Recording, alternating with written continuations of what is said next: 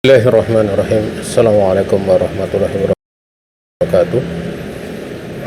Alhamdulillahilladzi arsala rasulahu bil huda wa dinil haqq liyudhhirahu 'ala dini kullih wa kafa billahi shahida. Asyhadu an la ilaha illallah wahdahu la syarika lah wa asyhadu anna Muhammadan abduhu wa rasuluh sallallahu alaihi wa ala alihi wa sahbihi wa man wala waman tabi'ahum bi ihsan ila yaumil qiyamah. Di sore ini kita akan melanjutkan pembahasan dari kitab Al-Jami' fi Ahkam wa Adabi Sibyan.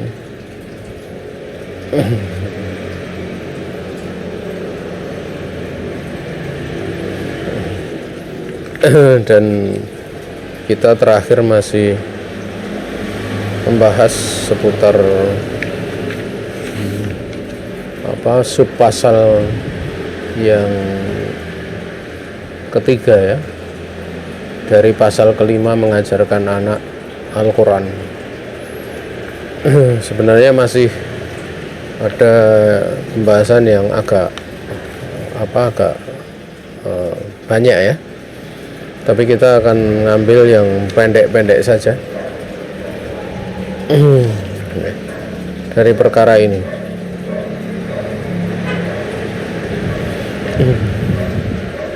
Di mana kita akan menukil pembahasan dari apa yang disebutkan oleh Ibnu Muflih di dalam Al-Adabus Syar'iyyah, nukilan yang datang dari Al-Imam Ahmad bin Hanbal ya. Qala Al-Maimuni rahimahullahu ta'ala sa'altu Ahmad ibn Hanbal rahimahullahu ta'ala ayyuma ahabbu ilaik abda'u ibni bil Qur'an atau bil hadis. La qala la bil Qur'an al-Qur'an. Qultu awallimuhu kullah. Qala illa an ya'suru alaihi fatu'allimahu minhu. Thumma qala idza qara'a awalan ta'awwadal qira'ah wa lazimaha.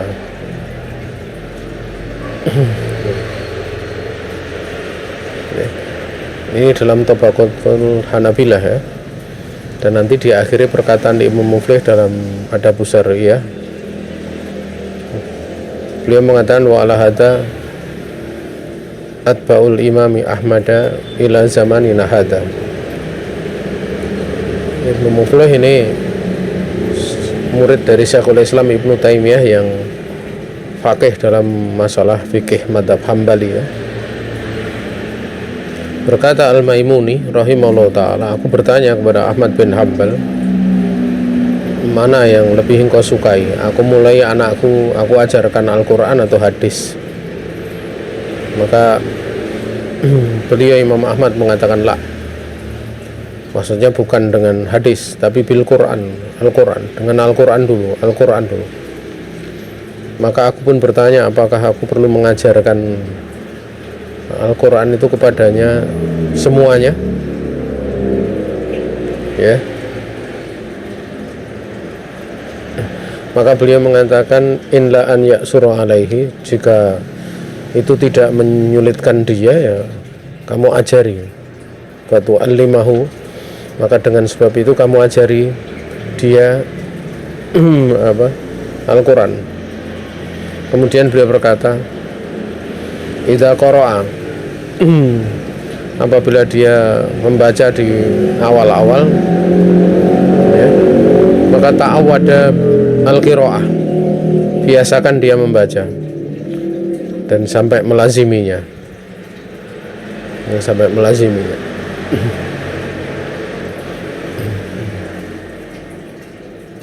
Jadi di sini kalau memungkinkan ajarkanlah semua dari Al-Quran, tapi kalau tidak memungkinkan fatu'allimahu minhu, kamu bisa mengajarkan kepadanya sebagian darinya. Ibnu Muflih dia mengatakan di dalam Adabus Syar'iyyah, di atas perkara inilah pengikut Al-Imam Ahmad bin Hanbal itu mendidik anak sampai zaman kita saat ini. Itu cara mendidik anak.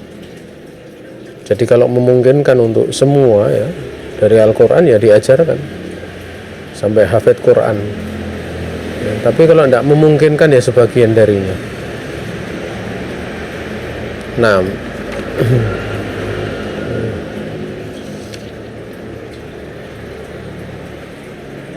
dan perkara ini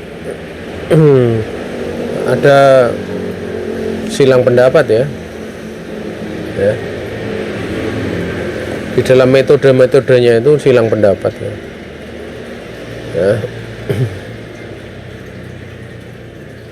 Seperti Ahlul Maghrib ya, itu madhab mereka di dalam mengajarkan anak-anak itu hanya mencukupkan al-iktisaru ala ta'limil Quran faqat,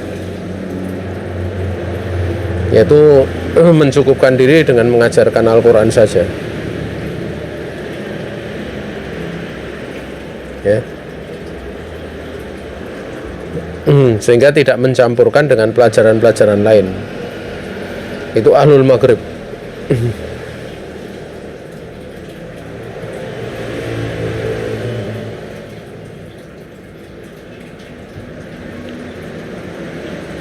Adapun Ahlul Andalus ya, ahli Andalus itu madhab mereka yang mengajarkan Al-Quran wal kitab min haitsu huwa ya.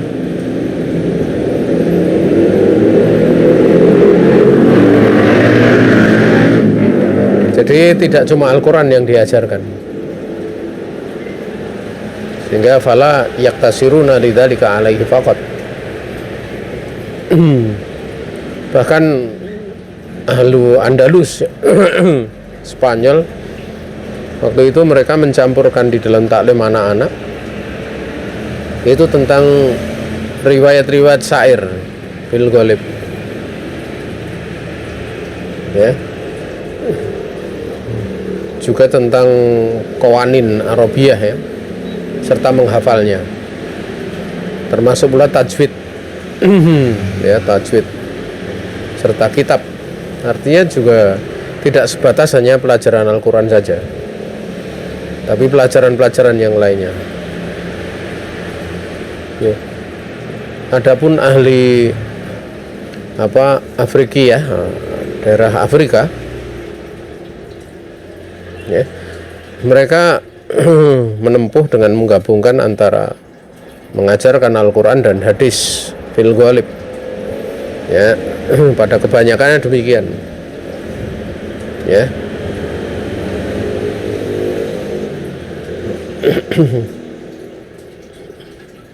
Kemudian Ahlul Masyriq ya, tadi Maghrib, Ahlul Masyriq ya, artinya orang-orang timur ya,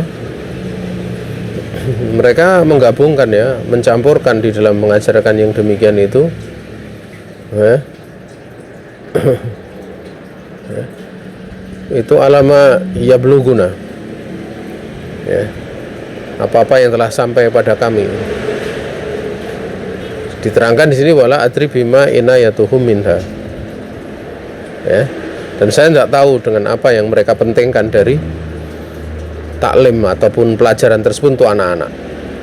Namun yang dinukil pada kami, mereka memperhatikan untuk mempelajari Al-Quran, juga lembaran-lembaran ilmu ya. Ya. Namun mereka tidak mencampurkan dengan pengajaran khot ya. Ya. Ini adalah beberapa penerapan ya, tapi secara umum ya, bahwa Al-Quran itu diperhatikan untuk dipelajari.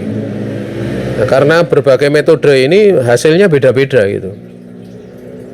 Makanya di tempat kita itu jangan dibandingkan dengan tempat-tempat lain ya.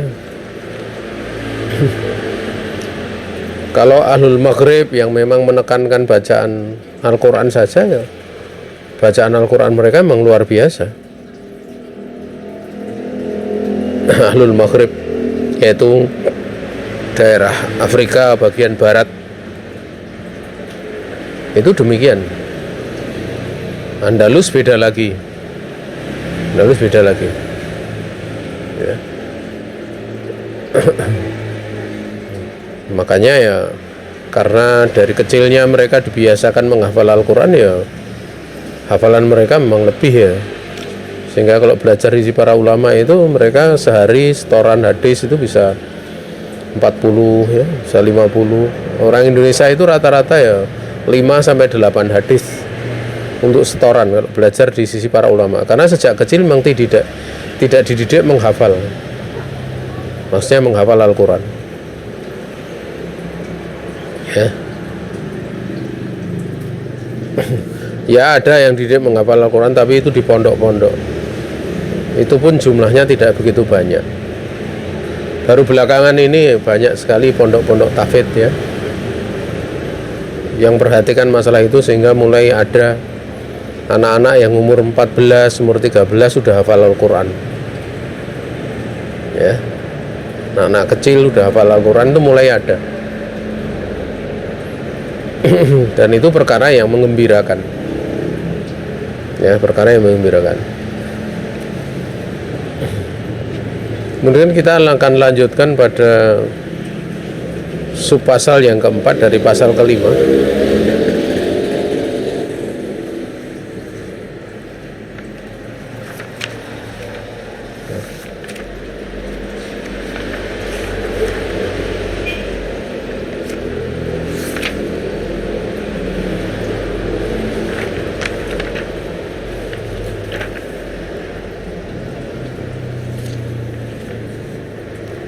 Coba saya lihat bukunya dulu ya, pasal kelima itu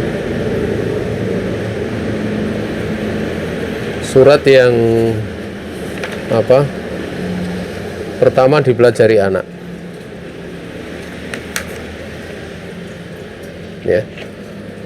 Ini pada bagian yang keempat, awaluma ya ta'alamu asobi minaswar.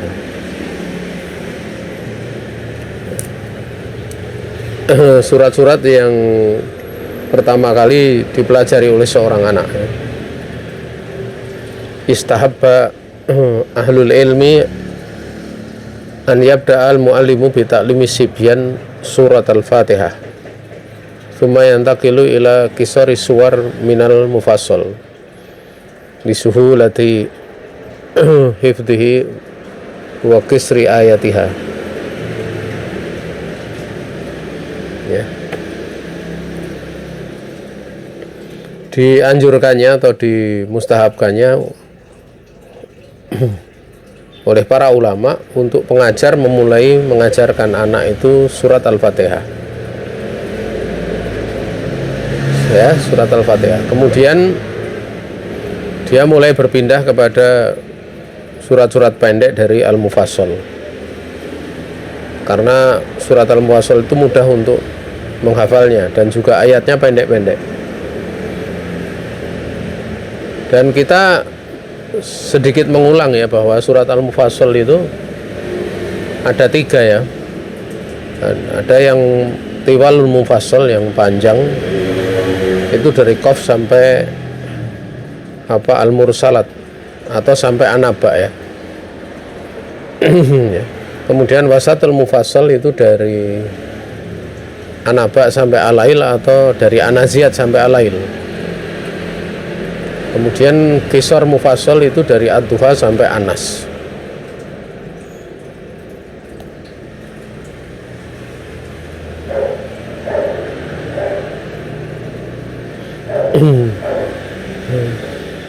Ya. Jadi yang pertama kali dipelajari adalah Al-Fatihah ya, Fatihah itu diajarkan.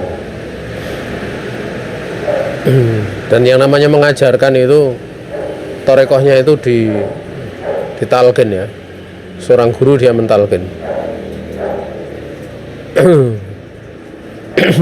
Sebenarnya awal dari diturunkannya Al-Quran itu oleh Allah sampai kepada Nabi alaihi salatu wasalam, entah kemudian melalui Jibril atau kemudian Allah mewahyukan kepada Nabi alaihi salatu wasalam, Nabi itu mendengar ya, beliau mendengar saut ya, mendengar suara bacaan Al-Quran, mendengar.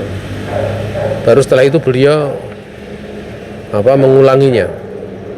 Ini menunjukkan bahasanya Al-Quran itu dipelajari dengan cara apa? Ditalkinkan.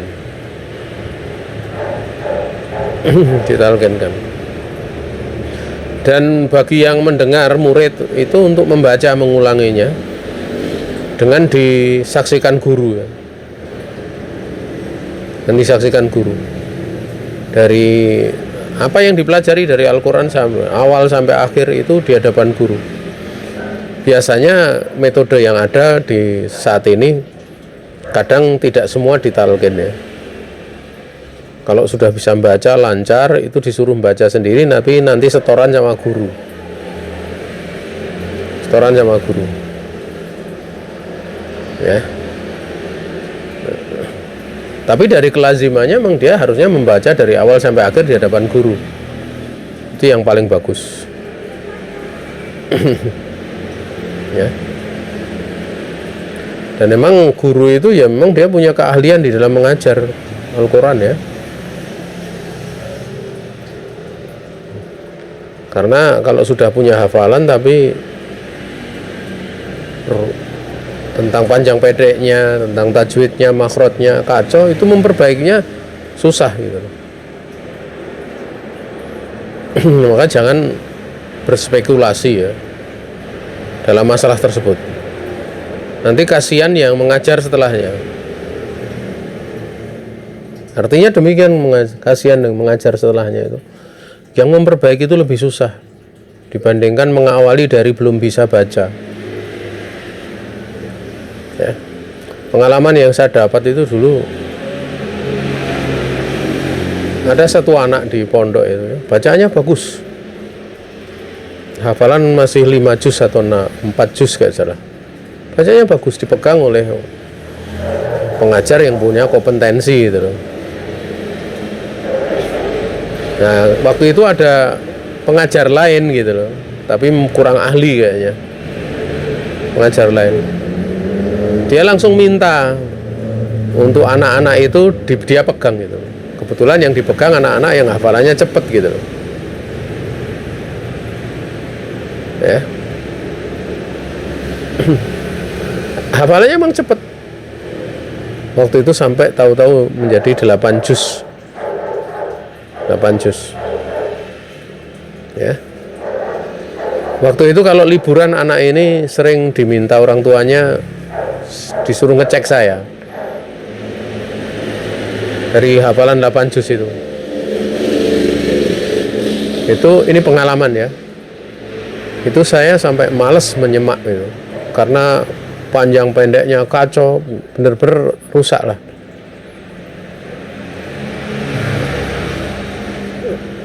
Di hari lain kan dia dikembalikan di pondok. Kalau pas nggak libur dibalikkan pondok. Nah,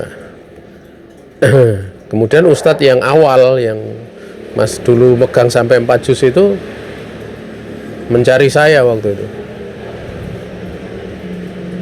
Mencari saya karena alhamdulillah anak ini dikembalikan kepada ustadznya yang awal setelah hafalan 8 juz. Tapi coba kalian bayangkan ya, kalian pikirkan ya. Jadi pada saat dibalikkan itu kan gurunya juga tahu yang ustadz awalnya itu anaknya benar-benar sudah kacau sekali bacaannya, panjang pendeknya ya, jangankan makhraj ya, panjang pendek saja itu sudah nggak karuan. Nah, ustadz ini mencari saya karena dulu sering diserahkan ke saya untuk kalau pas liburan untuk saya semak ya, beliau berbicara sambil memohon-mohon ya, minta tolong, pokoknya ikut benahi gitu. Kasih semangat dan yang lain sebagainya. Karena dari hafalan 80 juz itu dari 8 juz itu oleh ustadznya yang awal dimulai dari awal lagi dengan membenahi panjang pendeknya. Dari yang sudah hafal sebelumnya itu dibenahi dari awal.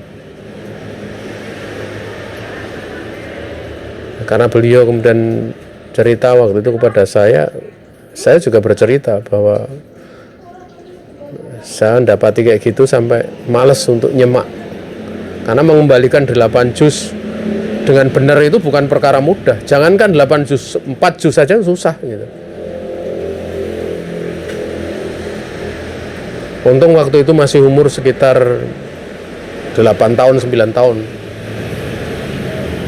Akhirnya dibenahi oleh ustadznya itu, karena masih anak umur 8 tahun, 2 tahun lebih itu, untuk kembali bacaannya normal. Ya, karena santri kan banyak harus. Itu yang terjadi. Makanya ya di dalam lembaga itu kalau ada misalnya itu jangan sembarangan kemudian menunjuk guru-gurunya untuk ngajar Al-Quran. Dan sebenarnya semua ilmu itu kalau ndak ahli ya bahaya gitu. Dia nggak punya kemampuan, bahaya gitu. Tapi kalau Al-Quran lebih nampak lagi gitu, panjang pendeknya dan yang lain sebagainya. Dan kalau sudah punya hafalan kemudian seperti itu, kemudian dia menyangka dia punya hafalan, nanti dewasa susah sekali dinasihati. Sampai sebagian takmir itu pernah datang kepada kami ya, tentang menjadikan imam rawatib itu. Imam itu kemudian takmir itu bercerita ini yang hafalannya begini. Karena kebetulan saya kadang sholat jamaah di situ, jadi saya tahu sedikit banyak yang bacaannya bagus itu. Ya, dan memang dia pernah belajar membaca Al-Quran dengan baik itu. Itu kemudian dijadikanlah imamnya ini dan sebagainya. Waktu itu ada salah satu anggota takmir itu bacaannya kadang dijadikan imam oleh tokohnya di situ, ketua takmirnya atau penasehatnya. Itu bacaannya sering panjang pendeknya berlebihan. Yang dibaca 2, dibaca 3 ketuk ya, seperti itu. Yang matnya lazim ya, itu dibaca seperti itu. Kadang makhrajnya juga enggak. Ya, ada kesalahan yang fatal gitu. Akhirnya karena dia itu sudah senengnya emang jadi imam, itu diputuskan untuk ngimami di sholat asar.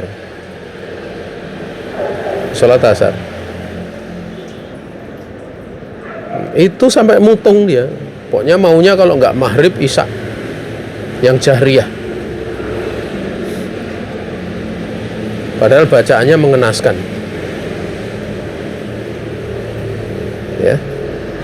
Bahkan di sebagian masjid itu ada yang lebih parah daripada itu. Dia punya hafalan mungkin sekitar 10 juz ya. Tapi menghafal sendiri tanpa guru.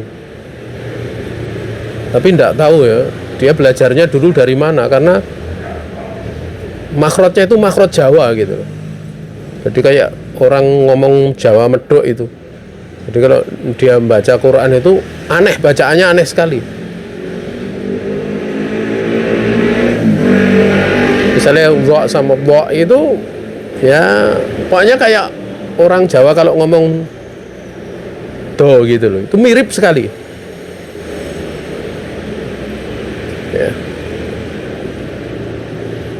Itu sampai takmir mengundang guru ngaji ya. Yang diundang guru ngaji bukan guru ngaji biasa, tapi hafil, orang yang hafal Al-Quran, tahu ilmu tajwid, dia mondok bertahun-tahun. Itu tetap itu tidak mau duduk itu. Sehingga karena ya ini susah gitu loh. Ya. Dia kadang sering membaca ayat-ayat kayak surat Al-A'raf ya. Ya. Jarang dia membaca juz amma, itu jarang. Kalau mengimami surat Al-A'raf, surat Al-An'am ya. Tapi siapa yang dengar mesti gatal telinganya gitu. Panjang pendeknya salah, makhrajnya salah, sifat hurufnya salah gitu. Dan itu yang menasehati, pernah sampai menasehati itu bukan orang-orang yang tidak tahu ilmu bacaan Quran ya. Bahkan yang hafal Quran pernah menasehati berdua, dia tetap pengen jadi imam. Sampai suatu saat karena keterlaluan ya, kebetulan waktu itu ada murid kami yang ada di sana itu ngimami. Nah dia kan biasa kalau ngimami paling banter bacaannya surat Ad-Duha gitu. Atau Ad-Duha, jarang Ad-Duha setelahnya karena dia sering ngimami maghrib. Nah suatu saat imam yang hafal Al-Quran itu ndak ada gitu. Jadi dia maju. Yang sering ngimami dengan surat Ad-Duha atau ke belakang itu maju gitu. Tapi bacaannya bener, bagus. Nggak ada masalah gitu. Ditarik itu, disuruh untuk berada di soft. Alasannya kalau ngimami cuma bacaannya suratnya itu saja. Ya, kalau dia kan kadang baca Ar-Rahman, Al-Waqi'ah dan yang lain sebagainya. Karena hafalannya banyak, tapi amburadul dari sisi ilmu bacaan.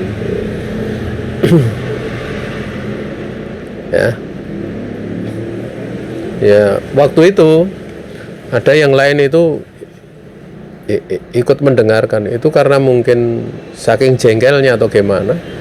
Itu membaca Al-Fatihah itu, ngimami baca Al-Fatihah itu ditalkin itu sampai dari belakang soft. Karena ada yang keliru gitu secara makhraj, secara sifatul huruf itu sampai keliru itu. Akhirnya tidak cuma itu. Setelah selesai sholat pun diajak bicara berdua supaya sadar gitu ya. Tapi ya sampai sekarang ada majelis, misalnya majelis baca Quran juga tidak ikut, tapi keinginannya jadi imam masih kelihatan. Dia sering kalau datang itu mesti langsung sholat tepat di belakang imam ya. Kayak enggak punya apa ya, kayak enggak punya, jadinya itu enggak punya mawas diri. Itulah bahayanya orang dia menghafal, belajar tanpa guru.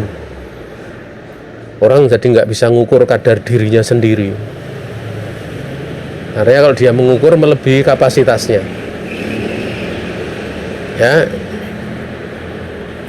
Ini menasihati seperti itu ya, kalau sudah jadi dewasa susah gitu ya.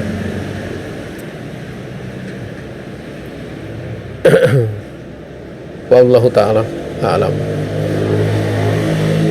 Makanya penting ya dalam masalah tersebut, karena belajar di waktu kecil itu lebih mudah dibandingkan di waktu dewasa. Kalau di waktu kecil itu kan memang tidak ada masalah. Di waktu dewasa dia udah punya kedudukan, suruh belajar ya tidak mau. Ada ego, ada perasaan ta'adum, merasa besar dan yang lain sebagainya, hingga itu akan menyusahkannya, menyusahkan.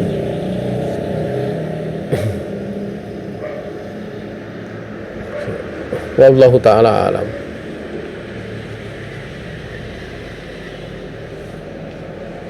Kemudian an Ibni Umar radhiyallahu ta'ala anhuma qala sa'alani Umaru radhiyallahu ta'ala anhu kama aka minal Quran qultu asyaru suwarin faqala li Ubaidillah Ibni Umar kama aka minal Quran qala surah qala Abdullah radhiyallahu ta'ala anhu falam yanhana walam ya'muruna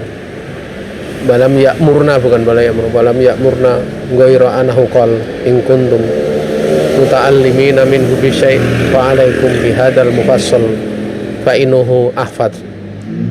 Ibnu Abi Syaibah.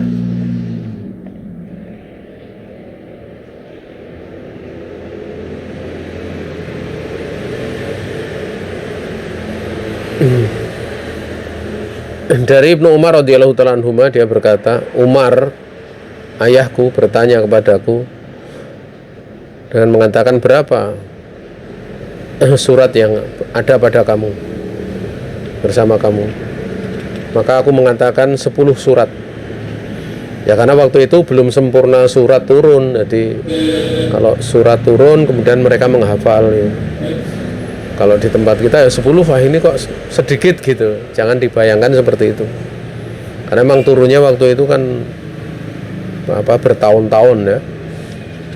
Sampai 23 tahun kan. 10 surat. Maka Umar juga berkata kepada Ubaidillah. Ini Ubaidillah juga anaknya Umar. Berapa surat yang ada pada kamu? Maka dia mengatakan suratun, 1 surat.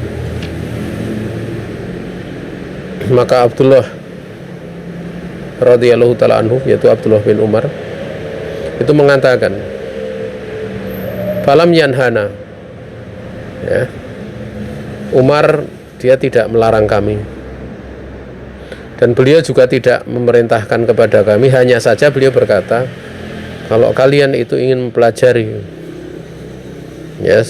sebagian dari Al-Quran, maka wajib bagimu atau tetaplah kamu dengan ayat-ayat mufassal, surat-surat mufassal, karena lebih mudah untuk dihafal. Jadi cara menghafal itu mufassal, dan hafalan Al-Quran itu kan memang digunakan untuk sholat ya. Makanya Nabiullah Muhammad SAW itu kalau ngimami sholat itu dibagi menjadi 3 bagian tadi.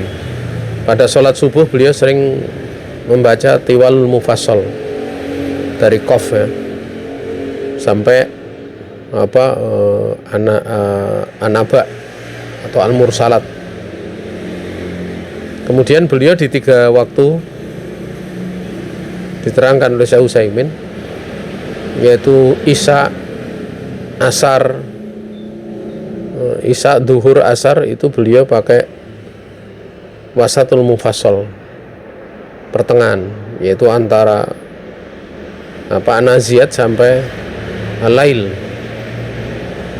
Dan di sholat maghrib beliau banyak membaca Qisar mufassal dari Ad-Duha sampai An-Nas. Jadi seperti itu.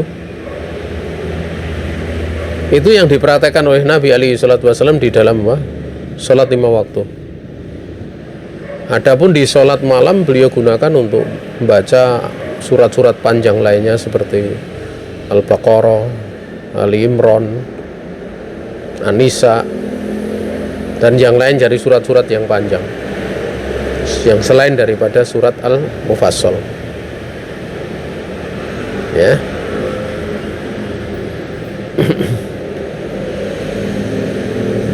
Wallahu ta'ala. Dan hafalan itu untuk dijadikan surat yang dibaca di waktu hafalannya itu dibaca dalam sholat, itu juga butuh untuk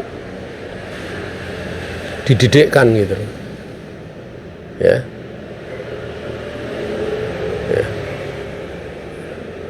Ini satu pengalaman saya di pondok dulu. Itu ada kan pondok yang saya ngurusi itu, mengasuh itu kan, imamnya ada yang hafal Quran.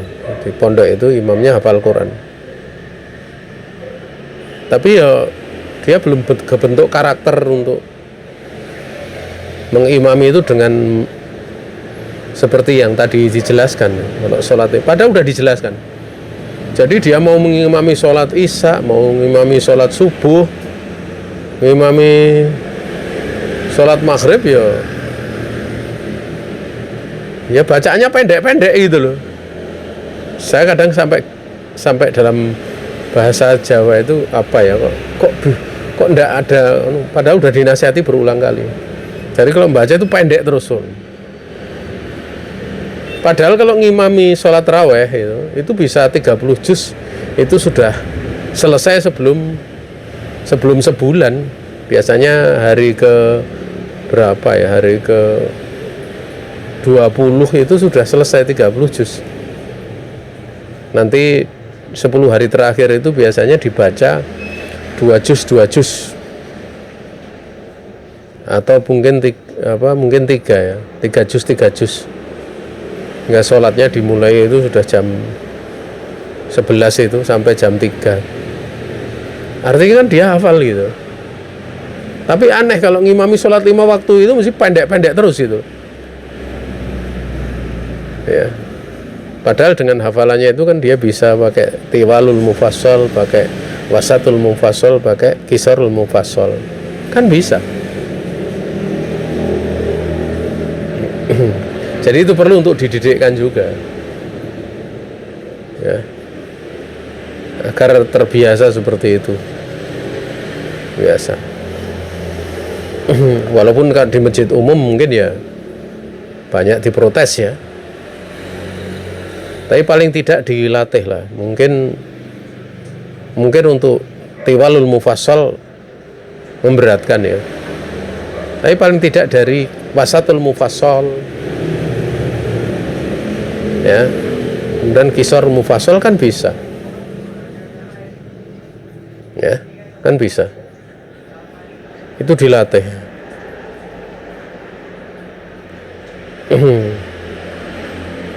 Sampai nanti bisa atau kalau misalnya memang berat karena ada bapak-bapak yang sepuh itu, yang tua ya, dan bisa dari wasatul mufassal dibagi menjadi 2 rakaat kan juga bisa ya. Nah, tapi dikenalkan ya seperti itu ya, karena majelis-majelis menghafal Al-Quran itu memang adanya itu kebanyakan di pondok-pondok, tidak ada di luar pondok ya. Harusnya seperti itu yang punya hafalan Al-Quran ya. Bisa kerjasama dengan masjid-masjid yang ada untuk menjadikan orang yang tidak di pondok juga bisa menghafal. Dan itu bagus itu. Nyatanya juga bisa kok. Ibu-ibu umur 60-70 tahun belajar kepada sebagian ustadz-ustadz, itu akhirnya bisa hafal 3 juz, 4 juz, 5 juz. Nyatanya bisa juga. Juga ada bapak-bapak yang udah umurnya, yang pernah saya temui itu, dia imam masjid itu.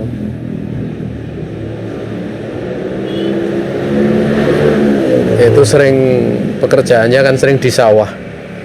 Kalau enggak ya kadang di waktu-waktu senggang lainnya sebagai tukang ya, tukang bangunan itu. Waktu saya tanya dia, karena dia belajar Al-Quran kan, saya tanya berapa hafalannya gitu. Alhamdulillah sudah 6 juz ya. Alhamdulillah itu orang awam itu, maksudnya orang tidak di pondok gitu. Sehingga dia ngimami di kampung itu bisa apa istilahnya, lebih mendekatkan kepada sunnah di dalam membaca Al-Quran pada waktu sholat. Itu umurnya sekitar 60-an berapa 60-an berapa ya.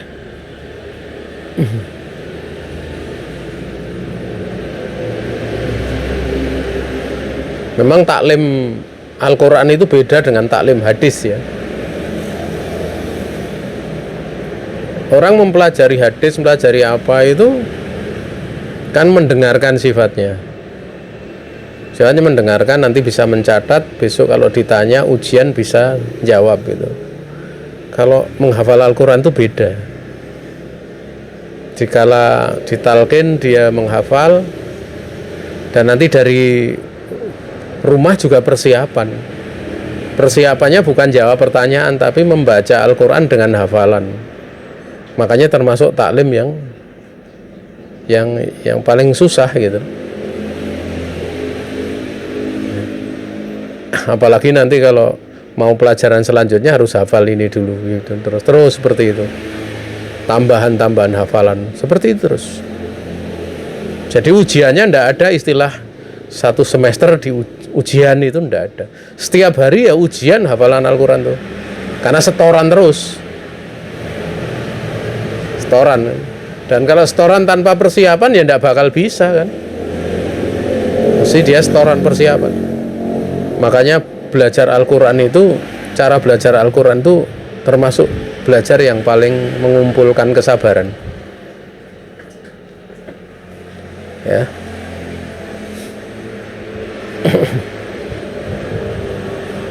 Apalagi kalau pelajaran tingkat lanjutan lanjut lagi, tambah berat lagi gitu. Karena biasanya kalau udah hafal Quran nanti suruh ngapal kitab ini kitab itu. Kalau pas setoran ditanya ma huwa dalil ala dzalikum, biasanya dia akan mengeluarkan di syair di matan Jazariyah itu. Oh ini hukumnya ini kan di situ. Ya. Wallahu taala alam.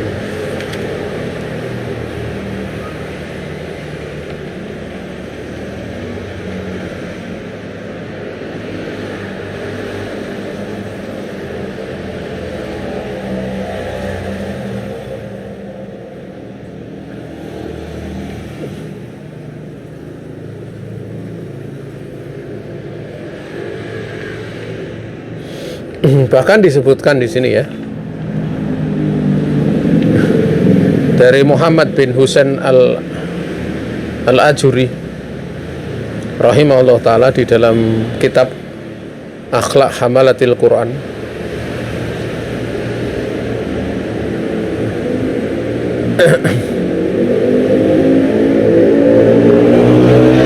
jadi hal yang disukai yakni oleh qori, ahli bacaan ya, ketika ada orang yang menginginkan untuk dia membacakan Al-Quran, mengajarkannya, baik dari yang masih kecil atau yang masih umurnya muda ataupun yang dewasa, itu beliau punya kebiasaan an ya'tabira kula wahidin minhum, beliau uji dulu setiap masing-masing dari mereka qabla an yulaqinahu, sebelum ditalkin itu diuji dulu ini kemampuannya di mana. Makanya di dalam membaca Al-Quran itu kan tidak didasarkan kelas 1, kelas 2, kelas 3, tapi berdasarkan tingkat hafalannya. Ya bisa jadi anak kelas 1 tapi kelasnya sebenarnya lebih tinggi, seperti itu. Ini peraturannya dari pemerintahan seperti itu juga ya. Tidak bisa nanti diklasifikasi ini kelas 5 sekian, kelas 6 itu. Kadang ada kelas 4 ya. Ya.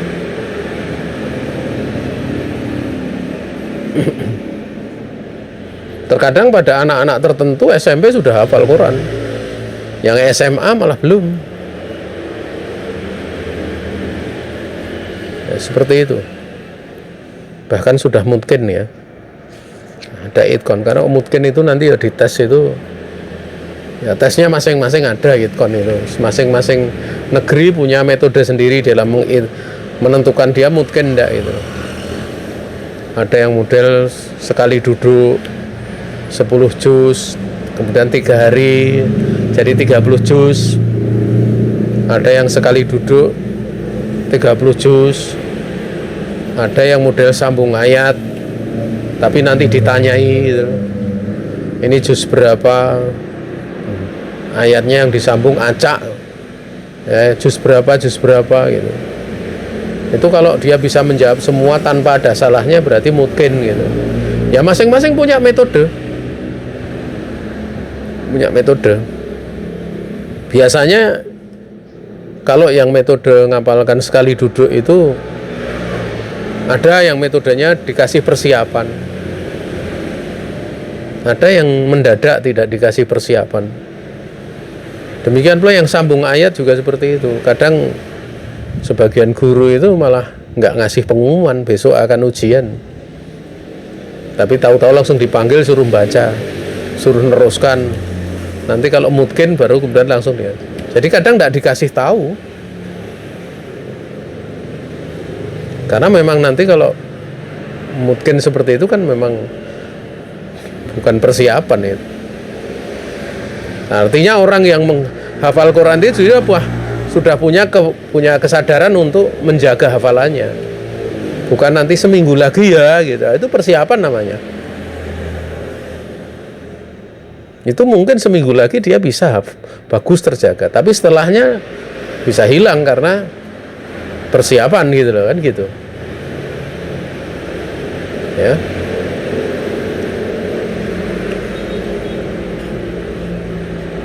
Apalagi kalau sudah punya kesibukan ya, di satu sisi dia udah ngajar, itu kan perlu gitu untuk dicek ya.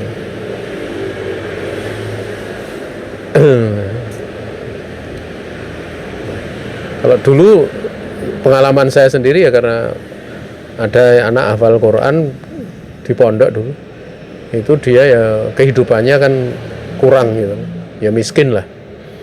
Akhirnya dia minta pamit sama saya untuk kerja gitu. Ya saya enggak lepaskan langsung kerja itu. Ya enggak apa-apa kerja, tapi tempat bekerjanya kan di situ anak-anak ngaji. Kebetulan bosnya waktu itu juga ngaji, ya. Ini bosnya yang tempat dia kerja itu ngaji juga. Dan dia bacaan Qur'annya juga bisa untuk sekedar menyemak bisa. Ya saya pesen pokoknya jangan sampai hilang bacaan Qur'annya ya. Dicek saja gitu.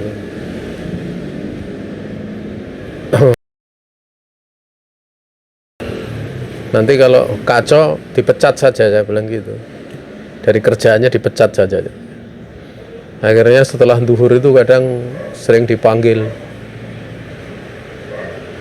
Yang ngetes ini metodenya metode sambung ayat. Jadi dia bawa mushaf gitu. Pas duhur itu waktunya makan kan, setelah sholat itu dipanggil sama bosnya. Sini. Nah, dia bawa mushaf. Bawa mushaf itu. Karena dia nggak hafal Al-Quran tuh, dia bawa mushaf langsung buka di halaman sak karepnya gitu. Sak maunya. Kadang setengah, kadang seperempat gitu. Tanya, dia baca Al-Quran, kemudian tolong teruskan ikutan. Jadi teruskan itu. Itu katanya pernah, menurut saksi yang saya tanya ya, itu sampai dia diam selama hampir 5 menit. Ceritanya salah satu yang ikut kerja di situ kebetulan ngaji sama saya juga. Tak tanya gimana. Alhamdulillah bisa terus ya. Tapi pernah sekali sampai diam 5 menit itu. Dia diam 5 menit itu. Kan itu membacanya kan enggak ada urutan. Jadi mau pakai tengah juz, pakai sak karepnya yang uji gitu loh. Tapi alhamdulillah lolos terus. Nah, dari situlah kemudian saya ngomong sama beliau, enggak apa-apa kerja di situ. Berarti dia masih bisa menjaga. Tanpa persiapan. Nah, tanpa persiapan dibaca langsung diteruskan. Karena kalau sampai hilang ya kita prihatin ya. Kita prihatin. Karena itu hafalan yang harganya mahal. Cuma saat ini kita ya kadang hamalatul Quran, orang yang memegang Al-Quran itu perlu untuk dikasih ilmu kaitannya dengan adab ya, dengan kemuliaan Al-Quran.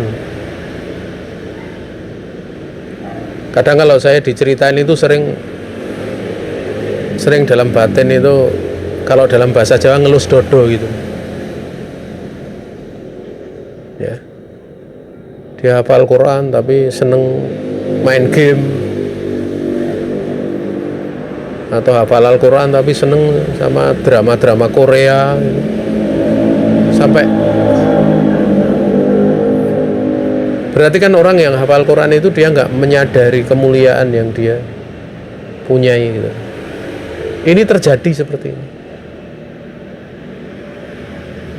Bahkan dulu saya punya teman itu hafalannya kuat, Ya, kalau ngimami itu 3 juz 4 juz hampir tidak pernah salah itu sholat tarawih.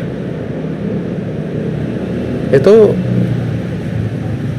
ya, tapi kalau senengnya nonton sepak bola, jadi karena lanjutan kan, pelajarannya lanjutan, jadi pakai HP itu yang ada TV-nya itu, udah nonton sepak bola, nonton ini nonton ini,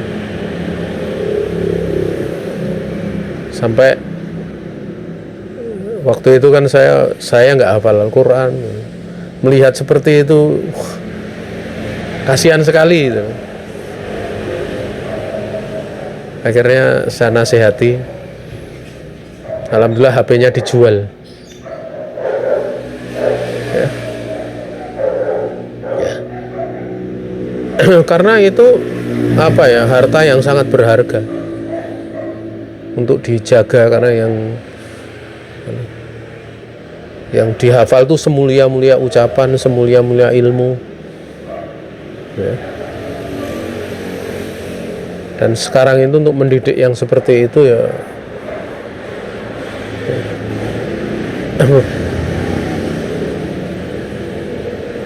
beberapa ada lembaga yang minta carikan yang seperti ini, hafal Quran tapi seperti ini.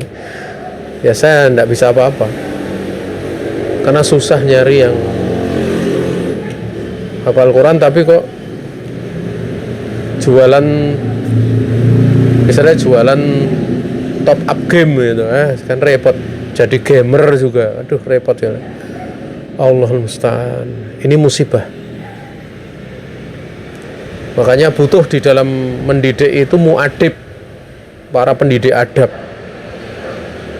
Dan para pendidik adab itu bukan sekedar ini aturan demikian, aturan demikian, aturan demikian, tapi dibutuhkan sosok yang beramal, yang bisa mempraktekkan seperti ini loh.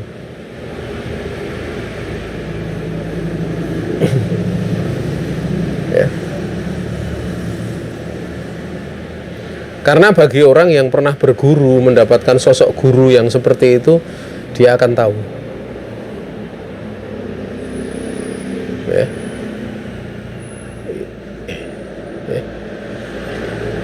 Ini saya ceritakan sebenarnya kalau tidak permintaan dari teman-teman itu ya, kadang saya malas menceritakan hal-hal seperti ini.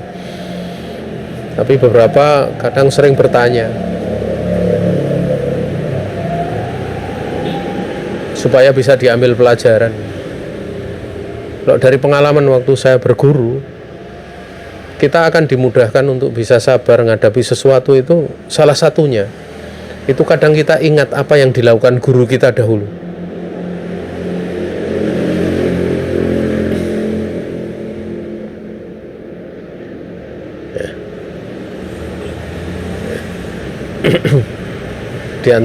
Di antara guru-guru, misalnya guru saya dulu, itu kalau pulang ngisi daurah jam 2 malam, nanti ba'da subuh kan ada 2 pelajaran. Itu beliau tetap nggak libur. Padahal capeknya kayak apa, daurahnya ngisi misalnya di luar pulau, di luar kota, sampai ratusan kilometer. Ya.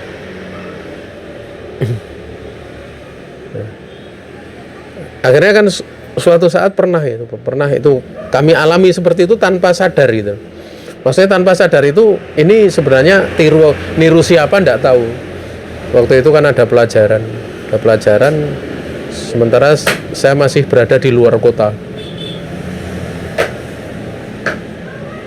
Di luar kota itu saya target, jadi saya pagi ngantar ke luar kota, perjalanan 120 km. Kemudian balik nyetir sendiri. Di sana nggak sempat istirahat. Waktu itu ditahan untuk nginap, tapi saya katakan saya masih ada dars pelajaran, nanti jam 4 sore saya harus pergi. Nah, saya target, karena waktu itu kebetulan mobilnya ada kerusakan, saya servis dulu sampai 1,5 jam. Begitu selesai saya langsung cabut balik. Itu saya nggak cerita sama murid-murid bahwa saya ada di luar kota. Biasanya kalau ada di luar kota, mereka akan mengatakan taklim libur ya tadi itu. Saya nggak cerita. Akhirnya sampai sini jam 4 sore lebih 36 menit. Ya, langsung persiapan sampai jam 5 kurang seperempat naik motor untuk ngajar di satu tempat, ya, jaraknya 23 kilo ya. Habis antara maghrib sampai isya pelajaran selesai, ngajar takhasus di satu tempat, jaraknya sekitar mungkin 24 kilo dari tempat tersebut. Sampai di sana kemudian ada yang tanya, dari mana tadi? Ya, saya cerita tadi ini. Oh, berarti tadi di perjalanan? Iya gitu. Nah, mereka tanya, mereka akan kaget melihat seperti itu. Dan saya sendiri malah nggak menyadari. Dan saya katakan, saya punya guru. Ya, kemudian seperti ini kalau ngajar. Bisa jadi kalau saya nggak berguru sama beliau, mungkin saya nggak akan diberi karunia untuk mampu seperti ini. Kadang butuh sosok guru itu penting sekali. Makanya jangan sampai kalau belajar itu melihat kekurangan guru, itu akan binasa nanti ya. Tapi berdoalah, minta ditampakkan kebaikannya. Kalau ada kekurangannya, didoakan dengan kebaikan. Itu kayak otomatis gitu loh. Otomatis. Kalau ditanya capeknya, ya capek gitu loh. Kalau ditanya capek, ya capek. Ya. Padahal kalau dihitung dari sisi wong yang belajar takhasus dari jam 8 sampai jam 10 malam itu paling 2 orang 3 orang. Sebenarnya kan mudah, libur saja gitu kan gitu. Beda kalau yang sore itu kan pelajaran umum, jadi yang datang lumayan ada orangnya. Kalau yang takhasus itu paling 2 orang 3 orang. Tapi itulah contoh yang pernah saya lihat dengan mata kepala sendiri dari guru-guru kami. Sampai-sampai beliau pernah, Tat, ini ada teman saya, Tat, ini nanti yang ikut tidak banyak loh, Tat, dari santri karena pelajaran lanjutan. Beliau mengatakan, walaupun 1 orang yang belajar akan saya ajar. Walaupun 1 orang. Itu diceritakan kepada saya sampai saya terenyuh. Masya Allah. Ya kalau mungkin kedudukan beliau kan seorang ustadz yang besar, ustadz kibar, ngisi di mana-mana, tapi punya kasih sayang yang luar biasa. Ini yang pernah kami lihat ya. Jadi ini sebuah kebahagiaan ya, pernah melihat seperti itu. Sehingga pada saat menjalani sesuatu itu menjadi ringan gitu. Ya ini saya ceritakan seperti ini apa? Supaya menambah semangat untuk berguru, cari guru, sehingga bisa menjadi sosok yang akan mudah untuk karena terkadang kalau kita ceritakan nih Rasulullah, para sahabat terlalu jauh gitu. Tapi kalau guru kita itu sangat dekat. Sangat dekat. Makanya barokahnya berguru itu tidak bisa dihitung ya nilainya seperti apa, tidak bisa. Dari doa-doa beliau, dari beliau dengan tulus mengajar kita, kadang kita tidak apa, kasarannya tidak bayar SPP gitu loh itu. Mencari ilmu gratis gitu dulu. Karena dulu yang kami dapati, kami belajar itu gratis, tidak bayar gitu loh. Kalau toh bayar itu kembalinya kepada kita. Coba kalau kita bayar per bulan 50.000 gitu. Waktu saya mondok itu dulu iuran santri sebulan 50.000. Itu kan kembalinya kepada kita sendiri. 50.000 itu kalau dihitung per hari itu. Berarti kan tidak sampai 2.000 itu. Itu bisa makan, bisa bayar listriknya gratis, ini macam-macam air dan lain sebagainya, kan nggak nalar itu. Masya Allah ya. Berarti kan kebaikan guru-guru kita yang seperti itu luar biasa. Luar biasa. Andaikan kami itu disuruh bayar per bulan misalnya 1 juta, itu sebuah kelayakan, hal yang layak gitu. Itu pun tidak akan bisa menyamai jasa-jasa dari guru-guru kita. kaitannya membimbing, mendidik gitu. Wallahu taala alam.